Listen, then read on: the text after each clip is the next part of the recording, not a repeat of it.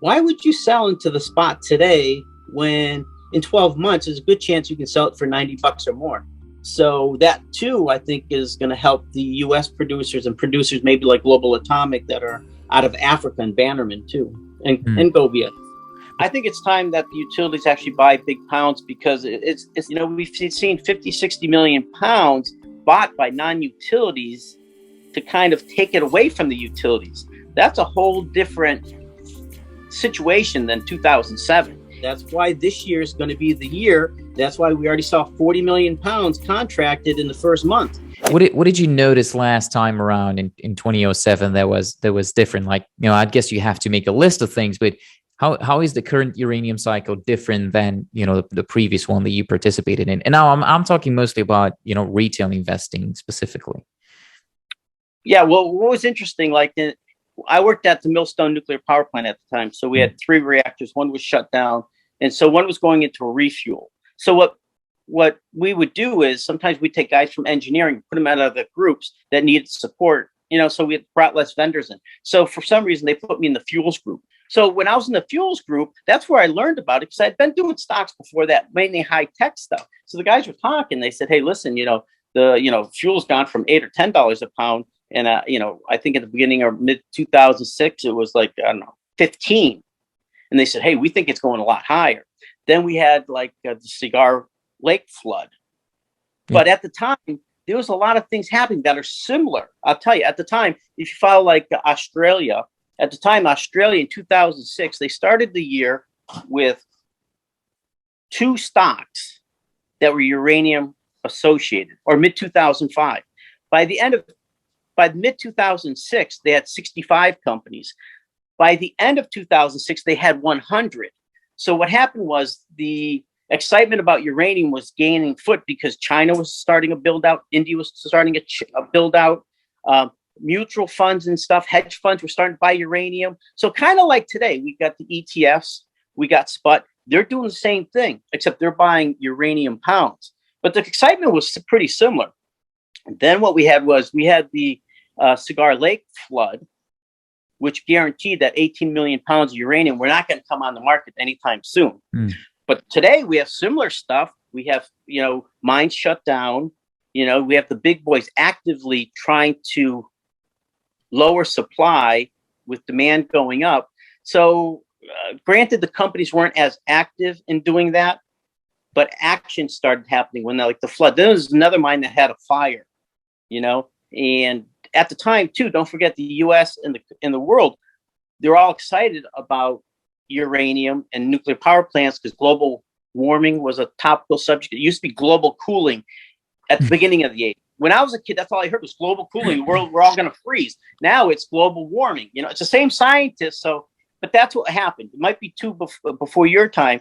So there's a lot of world reactors being built. China, India were building out. Hedge funds were starting to buy uranium companies. Uranium companies were popping up all over the place. Like I just gave you the Australia example that went from one company to 100 in 15, 16 months time. So people were getting excited. So when I was in the fuels group, I was seeing all this. So I started buying even UEC. UEC was a baby company with Amir Adani. It was kind of interesting. But what happened was it started happening fast. Stuff started going up, just like we saw in the third quarter of last year, right? You saw small names like Western Uranium going from $1 to over $3, yep. Right? You saw Uranium Energy Corp go to 586 or something. That's what its high is. You saw on NXT, you see all these companies going up 5, 6, 7 times themselves. Then you see a guy like Rick Rule. He was buying. Then all of a sudden, he said to you, "Hey, I'm starting to sell some of these positions because they went up so much." And right after that, that was almost a message to the market. Like, things are getting way too frothy. If I'm pulling back, you all should. Ever since he said that to you, there was a pullback that was pretty significant. A lot of these stocks have pulled back 50, 60%. So, this stimulates a next question. With this cycle being at least a little different, here's the 3 most important questions that they're possibly impossible to answer, but your best guess is also fine, Jim. So how high does the uranium price go when does it start running, and how long does it stay high for? I think those are the three most important questions. What do you think we should tackle them? Yeah, well, I think it's going to run this year, later this year, because we just had the chemical call. What did Chemical say? They surprised everybody when they said, hey, listen, we just contracted for 70 million pounds long term, right? 30 million pounds in the last quarter of last year, but 40 million pounds in 1 month, meaning January of this year. That was actually shocking. It shocked the market. So when that news came out, you saw all the equities kind of blast off on that day, right? So that was huge. That's okay. But what do you? message. Sorry to interrupt there, but I wanted to also mention something about it. What do you think about that specific happening? Because have is this signaling the start of the bull market, or have buyers just been, I don't know, scared away from Kazakhstan and the whole unrest over there, and they're maybe just turning to Cameco for the same pounds, but it's maybe just timely right now because of the unrest in Kazakhstan. Which one do you think it is? I think it's time that the utilities actually buy big pounds, because it's not new news that now was about the time. If you follow Mike Elkin and some of the big boys, even the CEOs, they knew around, right about now, the utilities needed pounds for 2015 and beyond. So is it really a big surprise?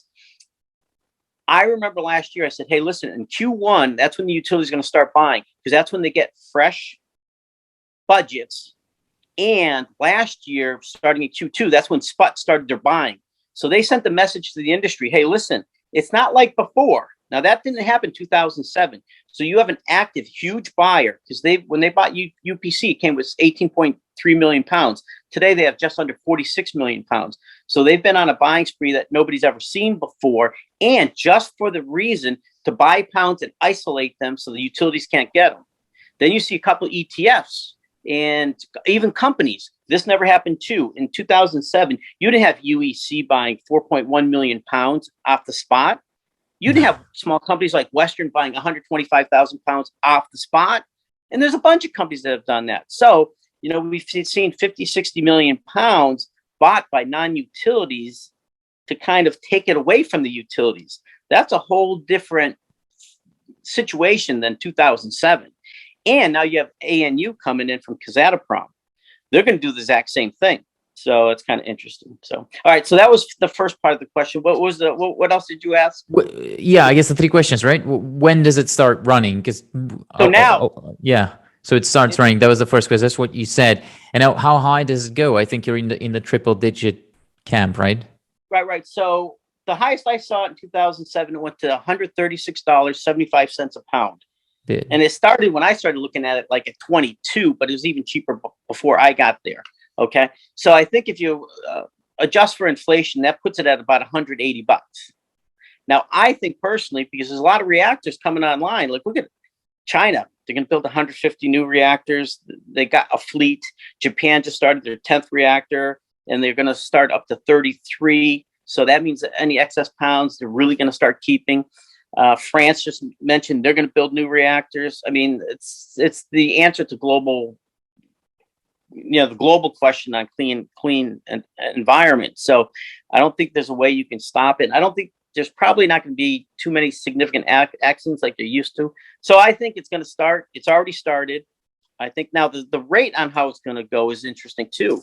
Because don't forget, when you listen to some of these interviews by smaller companies, they're already getting phone calls from utilities. Like look at Global Atomic, the CEO Roman. He said, "Hey, not only are we getting calls already because we can deliver in 2 years, but we're getting calls from utilities. And not only do they want to start talking about contracting pounds, but they want to pay us up front for the pounds. That never happened before either. So they want to be prioritized on when they start delivering those pounds. That's a whole. What do you think that's going to happen a lot? Do you think? I mean, because now you're talking about Global Atomic. That's one of the that's one of the most stable companies out there. That it seems like they got to figure out, right? They got cash flow and all that. But is it going to happen to other companies as well? Like, are they going to get money up front? Yeah. Well, I think so. Why would only one company do it? One company's trying to do it to get the upper leg on everybody else. But they're all going to follow suit, because once something happens and it's successful, everybody follows suit. So I think it's just the start. This is an awesome start, actually, because when you think, you consume about 175 million pounds a year. So in 1 month, you bought 40 million pounds. The 3 months before, you bought 30 million pounds for long-term contracts. That's a pretty good start. And that's an eye opener to a lot of people. Now, you have to think a lot of boards and a lot of meetings. Like when I was in the fuel group at Millstone, that would be a topical. The minute that was found out, we would start talking about it. And then we would get online with the guys from the headquarters, and we would start talking about it. And flags would go up and they would start strategizing on something so significant that happened out of nowhere. Just like Sput started their thing, that started a lot of managers saying, hey, listen, we got to put something in the budget for next year. So those budgets are new now. So they're ready to spend. So now you have the utility managers and the fuel teams starting to talk about buying. And you're seeing it with the younger companies, like I just said. And it's a Western and Global Atomic's not the only one. A lot of these companies saying, yeah, our phone's starting to ring. Even Chalmers saying our phone's starting to ring. He fuels. Yep. Yeah, absolutely. I actually talked to him. You're right about that. But okay, all bullish signs, right? And if I dare say, though, the market's not recognizing it. It's not reacting as bullishly, at least in my opinion. Like we're talking about all these larger moves in the space fundamentally, but no large moves in the spot price, or at least at least I'd expect some sentiment-based move in the uranium equities. But what do I know, right? So let me throw this question to you, Jim. Is the market is it lagging the news? Like is it trading as you'd expect it to be or not? What's going to happen is once you start getting a run, everything's going to run. Just like it happened in the Q3 with a lot of these shares, right? The stocks, right? You know what happened, really? You got the two ETFs that started buying a lot in the rebalancing and stuff. They started buying a lot of small company shares, like a company like Western, URA, about 1.7 million shares, and they got low liquidity. So of course the stock went from 70 cents to 328. URNM did the same thing, right? So now you got these ETFs that they're kind of loaded up with shares. So that's one difference. They don't need to really buy too many more because they're kind of loaded. I follow them every day. So they're not really increasing a lot of positions, but they're kind of holding pat. So if you don't have a lot of demand from the ETFs, then they're probably going to hold for a while until another catalyst or two comes through.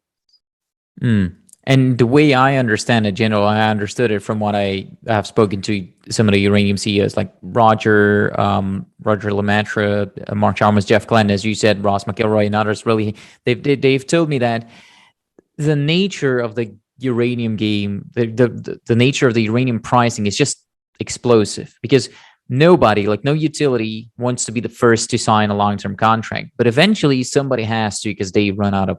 The spot runs out of pounds, and that kicks off a panic buying spree on the utilities end.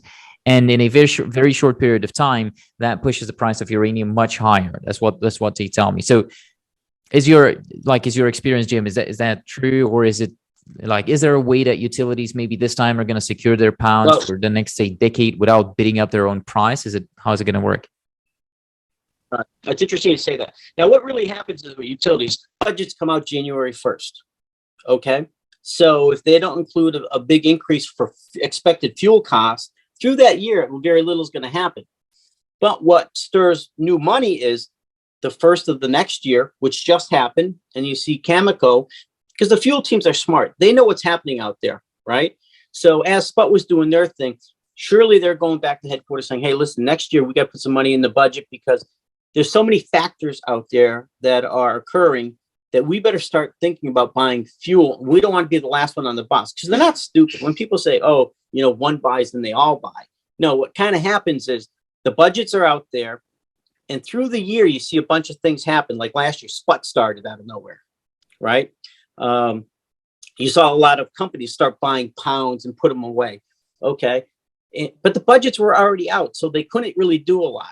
But they did go to their headquarters and say, hey, listen, next year, this is what's happening. We got to be prepared to start buying fuel for long term, right? So you're going to probably Q2, that phone call from CCJ is going to be interesting too, because now they're going to have Q1 and Q2. You're going to have about 6 months of information on what's really happening. That'll be a good gauge as the next quarterly phone call for Q1.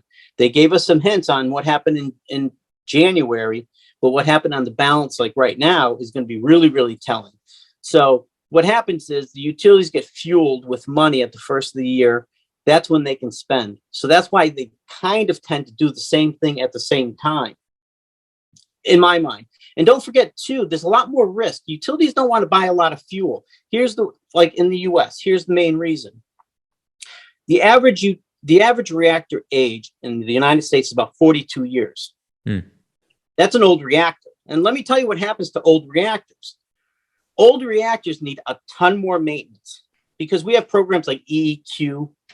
And a lot of these programs, a lot of equipment have to be removed because radiation degrades equipment. And to be safe, what they do is they've got a schedule to repair a lot of equipment or replace it on a schedule earlier than the radiation can make it fail. And maintenance gets so expensive. You saw Pilgrim plant, right? It closed down 2 years ago. It's in Boston. I've worked on Pilgrim. And what did they say why they closed down? They said, hey, listen, we're losing 40 million a year. Okay. 40 million year after year is a big number. However, that's why utilities right now might be less apt to buy 3, 4, 5 core loads of fuel into the future like they used to. They would buy 8 or 10 core loads of fuel in the past because the reactors were younger. Because at any time, here's another one, Maine Yankee. I worked on Maine Yankee. The NRC came in, Maine Yankee was 23 years old. It was the lowest cost producing power plant in the nation for nukes. The NRC came in, they did an inspection on a program called Appendix R. Appendix R is fire protection. And you know what they did? They shut down the plant and it never started again because they came up with a design issue that was just too expensive to fix. So utilities are seeing this. And if you have look at right now, the Vogtle plants, they're going on $30 billion for 2 reactors, right? But if you have a $6 billion reactor and it can be shut down by the NRC at any time, do you really want 70 million of core loads of fuel going out into the future? You'd rather probably buy it in a smaller window. And that's what the utilities have been doing. You don't hear anybody talk that way, but you're talking to a guy who worked in the fuels group. That's why they're doing it, because the reactors are old, maintenance gets expensive, and they can be shut down at almost any time. Now, the new thing about that is the Biden administration says, hey, I want you to extend the reactor lives to 80 years. And we want to help you get there. We're going to give you clean credits. And if issues pop up, we want to help you get through it. Now, this is what happened with Maine Yankee. In 98 or so, New England came up with for the utilities, and they deregulated in New England. And it's funny because I was at Millstone and they let us read part of what they're going to come out with as the law. So a bunch of us in engineering got to read it. So I remember having a meeting. So we're in the 5th floor or 4th floor of the engineering building. And I said, hey, I got a comment. I said, you got a clause in here that says, if a major power plant goes down for an unexpected reason, so it's unscheduled, that they got to buy replacement power until they're back online. I said, do you know what this could do to a nuclear power plant? Because they produce so much power from one site, and say they're shut down for 4 or 5 months. This could drive them out of business. To buy replacement power, I go, everybody ignored it. Well, that's exactly what happened to Maine Yankee. That design fix for Appendix R, because they had all 4 channels of safety equipment going through 1 or 2 rooms, and you got to separate them because you can't have fire take out all 4 channels because the reactor becomes unsafe. Well, that design change was going to take about 6 or 7 months. It was going to be big money to buy replacement power. So New England kind of had a glut. So they just shut down the plant at 23 years of age, never started it again. Okay, but so there's risk to very old reactors. So they're not going to buy as much fuel as they did in the past. But with that, with Biden extending the life of with the U.S. extending the life of the plants, utilities know that policies change, right? But if Biden is saying, I'm willing to help right now, help you fund your reactors, wouldn't that push them to buy even more pounds so that they can secure them up in the future? Because if they're being financed, it doesn't really even matter, right? Because Right. That's a clear. This new program Biden just announced the other day, too, the $6 billion in support is all new. And don't forget, the Republicans are on board too. Trump was following the same route. He was pro-nuclear, pro-power plant. So Biden's even taken it a step further. So that does give more clarity to the utilities that, hey, listen, the plants are going to be around longer. And if we do get shut down, we're going to get some support from the government because this global warming issue and clean air is so important. Exactly. But these are major changes that are just popping up, in weeks and weeks in the last couple of months. But so couldn't that make the price even more explosive as utilities are going for even longer term contracts, or am I seeing that? That's why this year is going to be the year. That's why we already saw 40 million pounds contracted in the first month. If you multiply that out by months, we've never sold that many pounds in 1 year. You never sold 480 million pounds of fuel in 1 month or 1 year. Even for long-term contracting, you might have done close to 200 million pounds. So that's why I mean, it's a clear message to the industry that, hey, if Cameco, and that's only one fuel seller, it's not the whole industry. That's one fuel seller that we haven't really heard from Kazatomprom, or they get more contracts for January, the first quarter here. So that'll be telling in Q2 when we hear about Q1 from other companies. Okay, so well, yeah, that's what I'm looking forward to, because there was some speculation out there about, the contracting that we just saw from that one fuel seller. There's, this is because of the unrest in Kazakhstan, and this is just they switched, so Kazakhstan hasn't sold anything, but that's what we're going to see. That's what I'm looking forward to seeing that. Now that's interesting too, because that's a new catalyst too.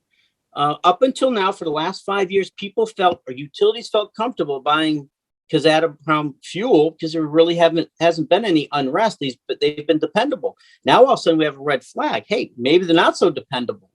So that's probably good for the other producers, like the U.S. producers, like the Energy Fuels, the URGs, the UECs, and maybe someday WUC, right? And then you have the unrest with the Russian government that can come into the Ukraine. If they can go to the Ukraine, they can go to Belarus. They could go to all these other countries. So that too, I think, is going to help the U.S. producers and producers maybe like Global Atomic that are out of Africa, and Bannerman too, and Govia. But so you think the catalyst will be utilities starting the contracting cycle? You don't share Rick Roll's opinion that Japanese nuclear reactor restarts are what will actually kick off the contracting cycle, and that too is what will kick off the uranium rally itself in the equities? Or do you think that Japanese restarts aren't as important to the timeliness of the thesis, or what do you think? So since 2015 until today, the Japanese have restarted 10 reactors. One was just the other day. Okay. So was this any surprise? It's not any surprise. Now they've got 33 reactors they can start in total. Is it any surprise if they're going to start one in 2 months and another one? Yeah, it's the Japanese issue to me is no surprise. I mean, so no, I don't really agree with that. The utilities are keeping an eye on Japan. They know that when they're coming online, they got contacts. And since they know they're going to come online, they know Japan is going to maintain their fuel inventories for those plants to a certain degree. But if fuel does go to $80 a pound, would Japan want to sell some of those reserves? I think no, because replacement fuel is just going to be as expensive or more expensive. I don't think it's any secret that most people who are in the know think it's going well over $100 per pound. So why would you sell it 40, 50, 60? That's why even with the spot market, I sit there and I kind of say, geez, you see spot buying at $42 a pound. I don't know if I could. I'd probably put it in a warehouse and kind of bank it. That's what Western Uranium's doing. That's what UEC is doing. Do you think UEC has 4.1 million pounds to sell at $42 when they bought it at $32? Or do you think they might sell it at $160? Right? So you kind of wonder these suppliers to the spot, now that they see spot there, and they know ANU's there, and they know there's other buying entities that are buying up spot, why would you sell into the spot today when in 12 months there's a good chance you can sell it for $90 or more? I mean, that's a good question to ask those who are actually selling into the spot, right? they got to stay afloat, right? I think I've asked it a couple of guys. I've asked it with different commodities as well. You know, they got to most of the times what I get as an answer is like, you know, it's a business. We got to keep making money. We got to cover the OPEX. Some people need new suits, you know, so. Yeah, but what have we seen? What have we seen? We've seen a lot of companies like Western Uranium has never sold a pound, right? They started 2014, but if they go to market, they get money. So how many suppliers of actual pounds do you think are hurting so bad where if they put, 40 million pounds over 2 years of development into stores because they know it's going up, that they can't afford to go forward?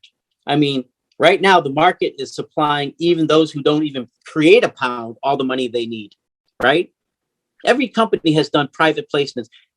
Western Uranium did 2 private placements 2 Fridays in a row last year, right? Money is available. When you talk to Rick Rule, he loves to supply money at this time to these type of companies because he knows in 2 years, you might have a $2 company be $15, right? He's lived it. He's seen it, right? So I don't want to hear that some producer who can produce 15,000 pounds over 6 months to the spot market needs to sell at these prices because, they might go bankrupt. Nobody's going bankrupt, especially this time of the cycle. Does that make any sense? There's enough money to go around. You know, there's enough people wanting to finance them, especially when they're in a discount. It makes absolute sense to me. Right. Even the nobodies are getting money. What does Rick Rule say? Hey, 80% of all those guys that say they're going to produce aren't going to produce, but they're still getting money. Hey, Jim, so maybe you and I should start a uranium exploration company. Listen, one of the members of the Discord community, though, by the way, Brian, he wanted me to ask you how much you really think nuclear will actually scale in North America, like grow from here on, and do you ultimately see it being replaced by wind and solar? By the way, because you've worked there, so what do you think with the so-called green energies? No, nuclear in the USA, I think, is essentially dead growth-wise.